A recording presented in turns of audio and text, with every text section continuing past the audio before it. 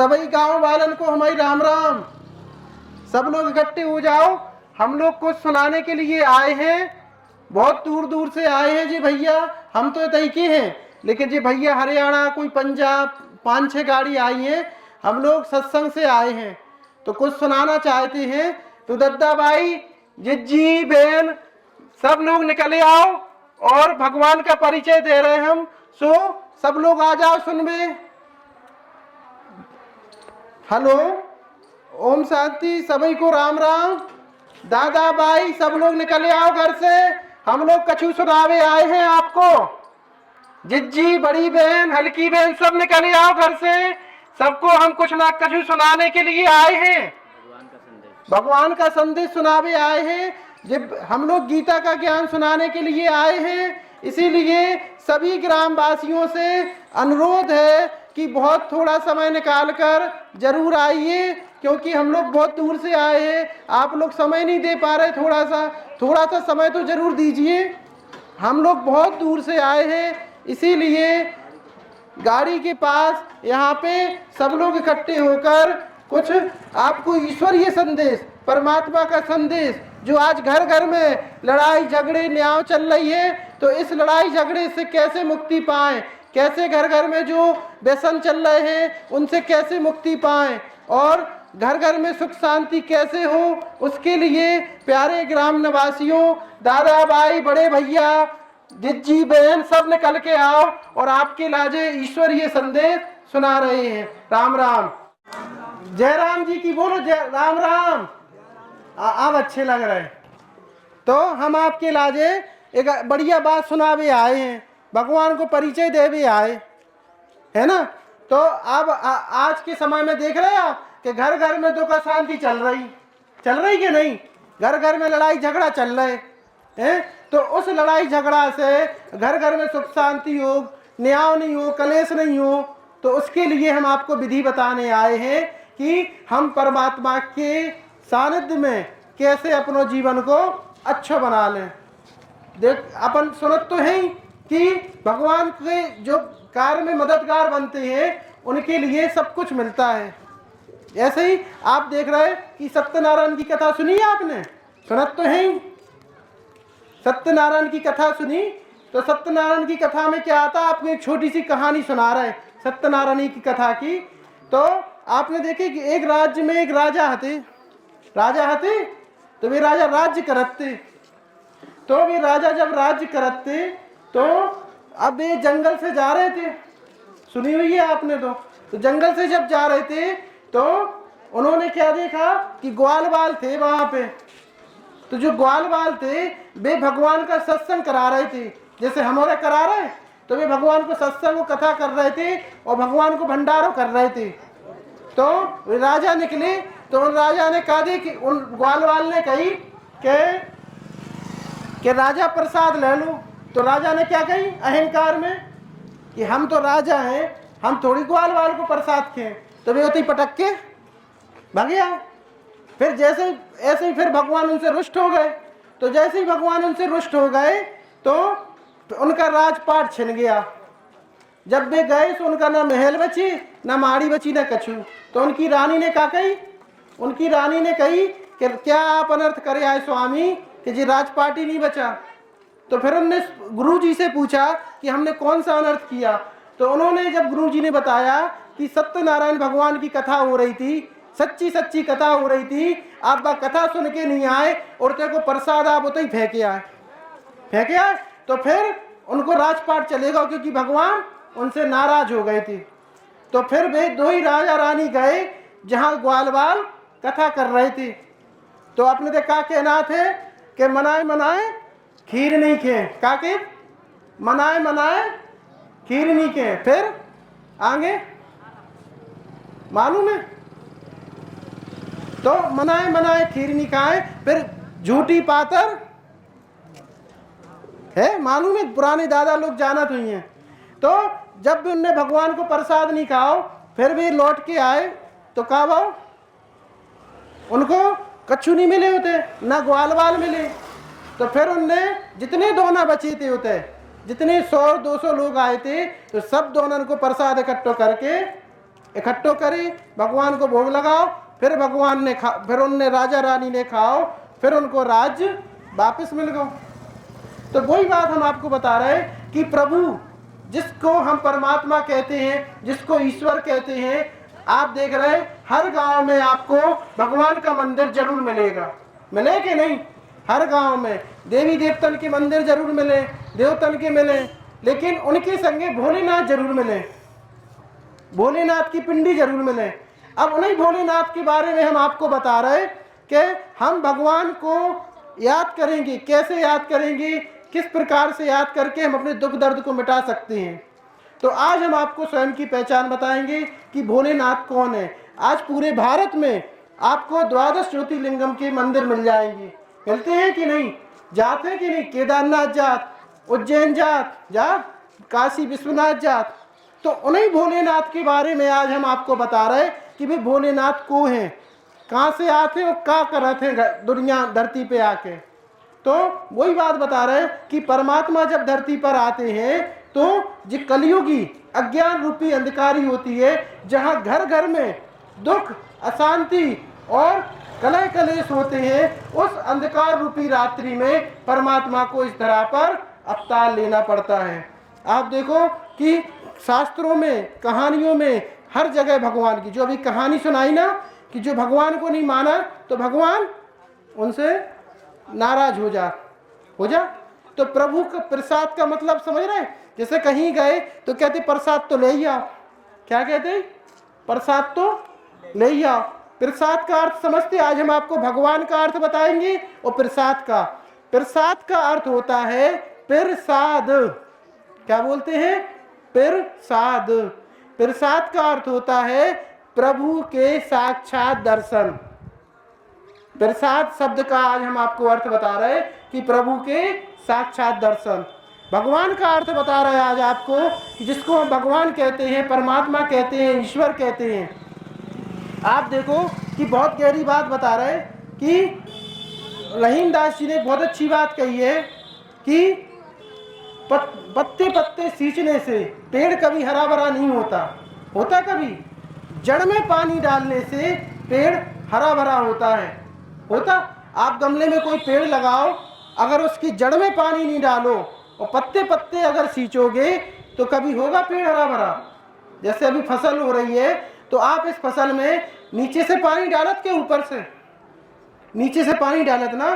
तो जो प्रभु परमात्मा है, जो 33 कोटि देवी देवता हैं, जो 33 करोड़ देवी देवतन की हम पूजा करते हैं, उन 33 करोड़ देवी देवताओं ने भी भोलेनाथ की पूजा की। हम राम जी की पूजा करते हैं। जब समुद्र मंथन हुआ था तो उनने किनकी पूजा करी थी? किसकी पूजा करी थी? बताओ, कोई को मालूम है? किसकी करी थी? भोलेनाथ की। वेरी गुड, करी थी। तो भोलेनाथ की पूजा का अर्थ क्या है? रामेश्वरम। क्या नाम रखा था उनने? रामेश्वरम। रामेश्वरम का अर्थ होता है कि राम के भी ईश्वर। क्योंकि रामायण में एक चौपाई आती है, एक राम दशरथ के बेटा, एक राम घट में बैठा, एक राम है सकल पसारा और एक राम है जग से न्यारा। 4 राम की महिमा की गई है कि नहीं? रामायण में आप पढ़ लेना कि 4 राम की महिमा की गई है कि एक राम दशरथ के बेटा, एक राम घट में बैठा, एक राम है सकल पसारा और एक राम है जग से न्यारा। तो हम 4 राम की महिमा आपको बताएंगे कि एक राम दशरथ का बेटा, जो दशरथ जी के पुत्र थे, उनका भी नाम राम था, लेकिन वो देहधारी थे। वो धरती पे आए, उन्होंने जन्म भी लिया और स्वर्ग भी गए। दूसरे राम थे, एक राम है घट में बैठा। घट में बैठना, क्योंकि आत्मा को भी राम कहा जाता है, क्योंकि राम का पुत्र है तो राम कहा जाता है। एक राम है सकल पसारा। सकल पसारा राम कौन है? प्रकृति। इस 5 तत्वों की प्रकृति को भी क्या बोलते हैं? राम बोलते हैं। राम की रची हुई सृष्टि। तो एक राम दशरथ का बेटा, एक राम है घट में बैठा, एक राम है सकल पसारा, एक राम है जग से न्यारा। जो जग से न्यारी राम है, उनको हमारे जैसी देह नहीं है। जैसे और धर्म वाले क्या कहते, मुस्लिम भाई हमारे क्या कहते? अल्लाह। सरदार लोग क्या कहते? वाहे गुरु। और ईसाई लोग क्या बोलते हैं? गॉड। तो हम उन परमात्मा को राम कहते हैं और भोलेनाथ भी कहते हैं। उन राम को हमारी जैसी देह नहीं है, वो निराकार हैं, वो सूर्य के समान चमकती हुई ज्योति है जो परम धाम में रहते हैं। उस राम की महिमा हम आपको बता रहे। तो एक राम दशरथ का बेटा, एक राम घट में बैठा, एक राम है सकल पसारा और एक राम है जग से न्यारा। जो जग से न्यारा राम है उसको पूरी दुनिया याद करती है। उस राम से ही हमको सारी प्राप्तियां होती हैं। तो उसी राम का हम आपको परिचय दे रहे, क्योंकि गीता में भगवान ने स्पष्ट कहा है कि व्यर्थ में चिंता ना करो, व्यर्थ में डरो ना कोई, आत्मा मरती है नहीं और ना पैदा होए। ये गीता के महावाक्य हैं। तो भगवान ने अर्जुन से एक ही बात कही थी, क्योंकि अर्जुन ने क्या कहा था कि प्रभु मुझे तो मरने से डर लगता। उनने क्या कहा था कि आत्मा कभी मरती नहीं है, क्योंकि आत्मा को जल गला नहीं सकता, तलवार की धार उसे काट नहीं सकती, अग्नि उसको जला नहीं सकती और वायु उसको सुखा नहीं सकती है। तो हम किस बात से डर रहे हैं? अभी कुछ हो जाए, जैसे हमें इस देह से इतना मोह हो गया है, तो अभी भी क्या कहते हैं, भले कोई आज व्यक्ति होगा, बीमार होगा, खटिया पे पड़ा होगा, लेकिन वो क्या कहते मर नहीं जाए, अस्पताल ले चलो। काके? क्योंकि हमें इतना देह से प्यार हो गया कि हम भगवान के पास जाना नहीं चाहते। क्यों? क्योंकि हमें आत्मज्ञान नहीं है। हमें एक ज्ञान है कि एक जिंदगी एक बार मिली है और मरने के बाद दोबारा नहीं मिलती है। लेकिन परमात्मा कहते हैं कि जिस दिन हमें स्वयं की पहचान हो जाएगी, जिस दिन हम स्वयं को पहचान जाएंगे, उस दिन हमारी इस दुनिया से मृत्यु का भय निकल जाएगा। आप देख रहे कि कोरोना इतना बड़ा कोरोना आया है, उस समय लोग कितने डरे हुए थे? डरे थे कि मर नहीं जाए, थोक के भाव गए। तो हम आपको आज उसी का परिचय बता रहे कि हम आत्मा जो हमारे शरीर में रहती है वो कभी मरती नहीं है ना। परमात्मा जो परमात्मा है वो हमारा पिता है। जैसे हमारे मताई बाप हो तो वे हमें कभी दुख नहीं देत कभी दुख। जिनके माँ बाप हैं, जैसे आपके भी मोड़ा मोड़ी हैं, तो कभी दुख देत कि इनको बुरा हो जाए, वे भले दुख देते रहे लेकिन दुख देत नहीं देत ना। तो ऐसे ही जो परम पिता है, सारी सृष्टि का पिता है, वो कभी दुख नहीं देता है, वो कभी हमें कभी कष्ट नहीं देता है, वो हमेशा सुख देता है। तो वही परम पिता परमात्मा है जो सृष्टि पर साधारण मनुष्य का तन का आधार लेकर, साधारण मनुष्य के तन में आकर, गुप्त भेष में आकर इस सृष्टि पर फिर से स्वर्ग की स्थापना करते हैं। इसीलिए आप देखो जगदीश जी की आरती जो हम गाते हैं उसमें एक लाइन आती है कि पार ब्रह्म परमेश्वर तुम सबके स्वामी। आती पढ़ते हैं सब लोग घर में, पार ब्रह्म परमेश्वर तुम सबके स्वामी। तो जो सबका स्वामी है, सारी सृष्टि की आत्माओं का स्वामी है, उस परम पिता परमात्मा को हम याद करते हैं। उसी परम पिता परमात्मा को सारी दुनिया याद करती है। तो वो भगवान है। तो भगवान उसको कहा जाता है जो हमारी के तरह देह नहीं लेता है। देवी देवता अनेक होते, महात्माएं अलग होते और 33 कोटि देवताएं होते हैं, लेकिन भगवान एक होता है। तो उस भगवान की आज हम आपको परिचय दे रहे कि भगवान उसको कहा जाता है कि जो 5 तत्वों की देह पे धारण नहीं करता। भगवान शब्द की महिमा आज हम आपको बताएंगे कि भगवान किसको कहा जाता है। आज भगवान शब्द है जो वो 5 तत्वों से, 5 शब्दों से मिलकर बना हुआ है। भा से भूमि, गा से गगन, बा से वायु, आ से अग्नि, ना से नीर। तो 5 तत्वों का जो मालिक है, 5 तत्वों की जिसने दुनिया रची है और 5 तत्वों से जो परे है, उसको भगवान कहा जाता है। और भगवान अपने धाम में ब्रह्मलोक में रहता है। कहते ब्रह्मलोक, तो भगवान ब्रह्मलोक का निवासी है और ब्रह्मलोक में ही उसका निवास है। और जब हमारी आत्मा, जब हम देह को छोड़ देते हैं, मर जाते हैं, तो क्या कहते हैं कि भगवान के पास गए, स्वर्ग गए। कहते हैं कि वे तो फलाने स्वर्ग गए। जब वे स्वर्ग गए तो फिर रोत काहे को है? इस दुख से तो अच्छी जगह गए। बताओ गलत कही हो? सही बात कही कि गलत कही? जब कहते हैं कि फलाने कोई मर जा तो कहते के भी तो फलाने स्वर्ग गए, सबको स्वर्ग भेज दे, तो फिर रोत काहे को है? खुशी मनाना चाहिए। क्यों मनाना चाहिए? भी तो इतना दुख से अच्छी जगह गए, क्योंकि उसका भी हमें ज्ञान नहीं है। आपने गरुड़ पुराण में भी देखा होगा कि गरुड़ पुराण में जब सारी सजाएं मिल जाती हैं, उसके बाद आखिरी में क्या कहते हैं कि जिनने गऊ को दान करे हुई है उनकी पूंछ निकल के भी तेल से बाहर निकला। गरुड़ पुराण में कहते हैं। तो जो पूछ पूछ के जो सत्य का संग करते हैं, जो भगवान की रास्ता में पूछ पूछ कर राम के नाम का शरण करते हैं, वो इस भव सागर से ही पार होते हैं। ये है उसकी विधि। तो परमात्मा कभी किसी को दुख नहीं देता। कहते हैं फलाने मर गए, अब मर कौन गया और गई कौन, ये भी हमने नहीं कभी सोचा। क्या कहते हैं? मर गए, मर कौन गया और गई कौन? मर जे शरीर गया और गई आत्मा। इसका आज हमने अर्थ बता दिया। क्या बता दिया? मर जे शरीर गया और गई आत्मा। तो जब आत्मा मरती नहीं है तो हम काय को रोएं, काय को दुखी मनाएं? तो वही परमात्मा फिर से गीता का ज्ञान सुनाते हैं। फिर से मनुष्य, साधारण मनुष्य की देह को धारण कर कर इस दुनिया में फिर से नव सृष्टि की स्थापना करने के लिए आए हैं। इसलिए मेरे प्यारे भाइयों बहनों माताएं कि आप इस ज्ञान को सुनिएगा। और हम लोग हर गांव में जा जाकर, हर गांव में जा जाकर ईश्वरीय संदेश दे रहे। कल के दिन आप ये नहीं कहो कि हमें पता नहीं था। प्रभु परमात्मा धरती पे आए और हमें पता नहीं चला। क्योंकि आज आप देखते हो कि पड़ोसी के तय कोई काज हो रहा, शादी ब्याह, सगे भैया को अगर नहीं बुलाना है, कि जैसे आना नहीं है, और भाई उसका कार्ड देना भूल जाए, तो क्या कहते हैं? हम तो बिल्कुल तैयार बैठे थे, इनने कार्ड नहीं दो हमें। क्या कहते हैं?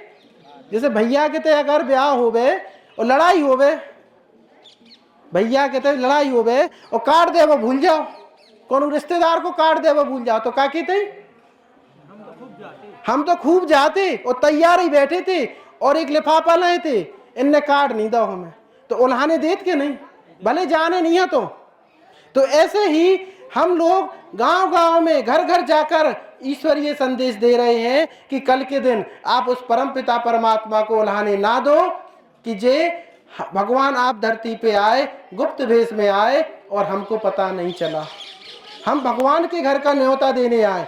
न्योते में तो सब जात के नहीं, तो जी भगवान के घर का न्योता है, जी भगवान के घर का पर्चा है, जी हम आपको घर घर में देने आए हैं कि आज जो घर में दुख अशांति मची है, जी कलयुग का प्रभाव है। आप देखो घर घर में लड़ाई झगड़ा है, घर घर में कलह कलेश है। आज जगह के पीछे क्या हो रही?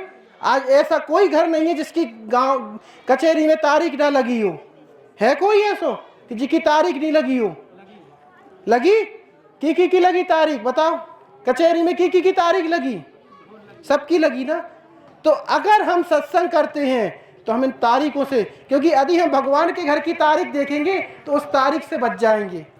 तो जब हम भगवान के घर आएंगे, सत्संग करेंगे, तो हम घर की कलह कलेश, आज देखो सास बहुएं हैं, सास बहू नंद देवरानी जेठानी, जय लड़ाई झगड़ा मचे के नहीं?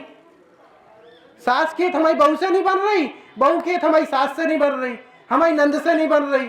जे ऐसी हैं बे ऐसी हैं, बेकत के तुम ऐसे हो तुम ऐसे हो, फिर अच्छो को है। अगर हम कह रहे कि तुम बुराए हो तो फिर हम कहाँ दूध के धुले हैं? तो देवरानी जेठानी सास नंद बहू, आज घर घर में क्या चल रहा है? यही लड़ाई चल रही है। तो जब हम इस सत्संग को सुनेंगे, भगवान के ज्ञान को सुनेंगे, तो क्या होगा? घर घर में क्या आएगी? सुख शांति। जैसे कोई के घर में नहीं बहू आ, जैसे किसी के घर में नहीं बहू आती है तो क्या कहते हैं? लक्ष्मी जी आई। कहते हैं लक्ष्मी आई, कहते नहीं कि लक्ष्मी आई। किसी का नाम शांति होता, अगर वो अशांति फैलाए तो कितने नाम तो शांति है, अशांति फैला रहे। तो भगवान जो होता है वो परमात्मा पिता हमसे कभी दुख नहीं देता है, कभी हमें कष्ट नहीं देता है। जब हमारे स्वयं के माता पिता हमको दुख दर्द कष्ट नहीं दे सकते हैं, जिन्होंने हमें पैदा किया है, तो वो परम पिता है, सारी सृष्टि का पिता है, ज्ञान का सागर है, प्रेम का सागर है, आनंद का सागर है, सुख का सागर है, और हमें दुख से छुड़ाने के लिए इस धरती पर आया है और दुख से छुड़ाकर हमें फिर से ले जाएगा। एक छोटी सी कहानी सुनाकर हम विराम करते हैं कि एक गांव में एक पंडित जी रहते थे। उनने भगवान की इतनी पूजा की, गांव में बाढ़ आ गई। गांव में बाढ़ आ गई। तो गांव में जो बाढ़ आई तो गांव में गांव वालन ने कही कि भैया पंडित जी चलो बाढ़ आ गई, मंदिर डूब जाए।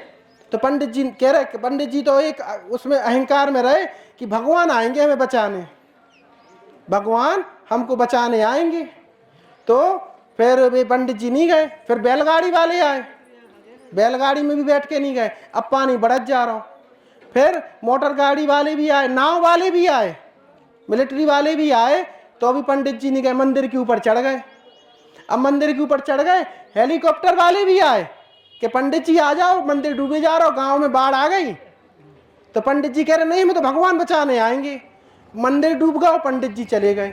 अब पंडित जी जब भगवान के पास पहुंचे तो भगवान के पास ऐसे रुष्ट होकर बैठ गए कि भगवान हमने पूरी उम्र आपकी सेवा की, पूरी दुनिया पूरी उम्र में हमने आपको पूजा करी, लेकिन आप हमें बचा भी नहीं आए। बहुत गहरी कहानी बता रहे हैं आपको हम।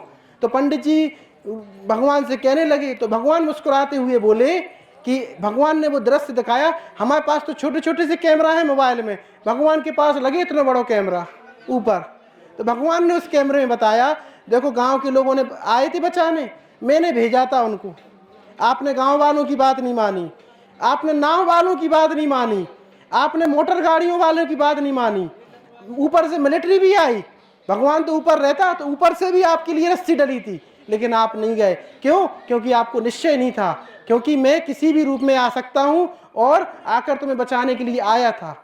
तो कहने वाली बात है कि भगवान इस धरती पर गुप्त भेष में, इसीलिए लक्ष्मी नारायण जी की आरती में कहते हैं बूढ़ो ब्राह्मण बन के कंचन महल किए। पढ़ी है आरती? तो उस आरती में क्या आता है कि बूढ़ो ब्राह्मण बन के कंचन महल किए, मतलब कि परमात्मा इस सृष्टि पर अवतरित हो चुके हैं, उन्हें 86 वर्ष हो चुके हैं इस सृष्टि पर आए हुए। माउंट आबू हेडक्वार्टर है और प्रजापिता ब्रह्मा कुमारी ईश्वरीय विश्वविद्यालय से हम आए हुए हैं। जो भी भैया ने बताया 140 देशों में हमारी संस्था का प्रचार प्रसार है। भारत में 8000 से भी ज़्यादा सेवा केंद्र है। जी बहन जी बैठी, इन जैसी 1 लाख बहनें हैं जो ब्रह्मचारी हैं और पूरे देश की और विदेश की सेवा कर रही। आपने उनका नाम तो सुना ही होगा, हमारे देश की राष्ट्रपति जी हैं, राष्ट्रपति जी महामहिम द्रौपदी मुर्मू जी, वो भी ब्रह्मा कुमारी से जुड़ी हुई है। वो भी अभी माउंट आबू गई थी, परमात्मा के घर गई थी। तो परमात्मा के घर का संदेश हम आपको घर घर इसलिए देने आ रहे हैं कि कल के दिन पंडित जी जैसे हम उलाने नहीं दें भगवान को। कैसे कि भगवान धरती पे हम आए, श्वेत वस्त्रधारी आए थे और हम तो सोत रह गए। तो ये कहानी का अर्थ पंडित जी को नहीं है, जी हम सबके इलाज है, एक एक व्यक्ति के लिए है कि भगवान गुप्त भेष में आया है और हम उसको दिव्य दृष्टि से पहचान कर उसकी शरण में जाएं। इसीलिए भगवान ने गीता में की बात कही थी कि हे अर्जुन मेरी शरण में आओ। तो अर्जुन ही था जो भगवान की शरण में गया तो 5 पांडव बचे थे, 100 कौरव मर गए थे। तो निश्चय बुद्धि विजयंती संशय बुद्धि विनाशयंती। अगर भगवान पे निश्चय होगा, भगवान के कार्य पे निश्चय होगा तो हमारी विजय होगी, नहीं तो कौरव जैसी हम सेना में।